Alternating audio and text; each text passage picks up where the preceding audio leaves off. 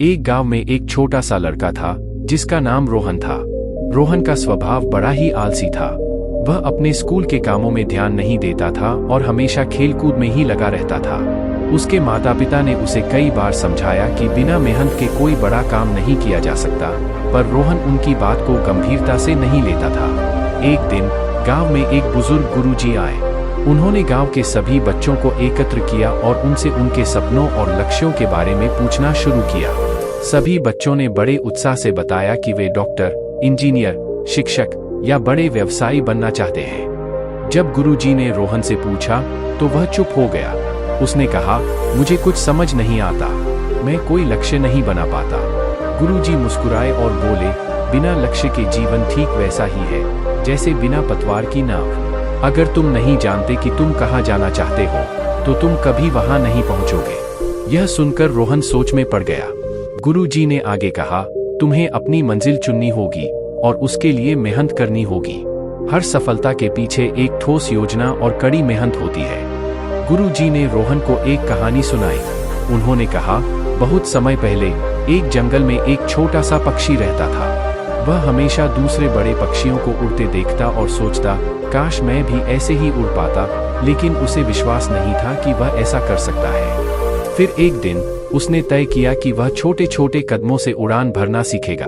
उसने पहले कुछ मीटर उड़ना सीखा, फिर थोड़ा और दूर, और धीरे धीरे वह इतना सक्षम हो गया कि वह जंगल के ऊपर तक उड़ान भरने लगा।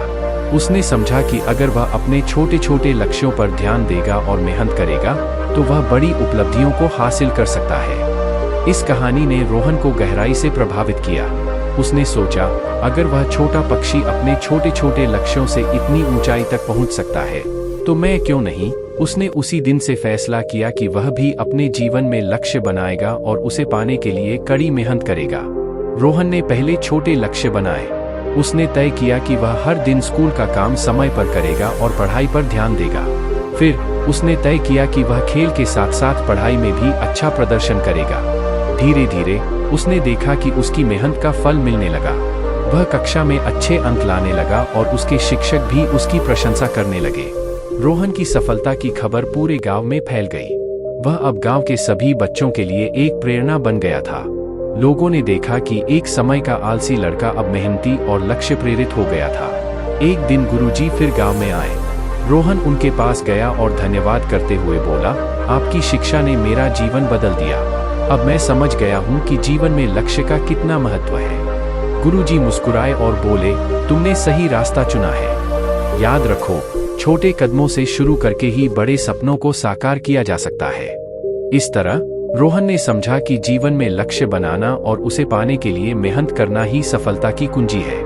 इस कहानी से हमें यह सीखने को मिलता है कि जीवन में लक्ष्य का होना बेहद जरूरी है। बिना लक्ष्य के कोई भी काम सफलता की ओर नहीं ले जा सकता।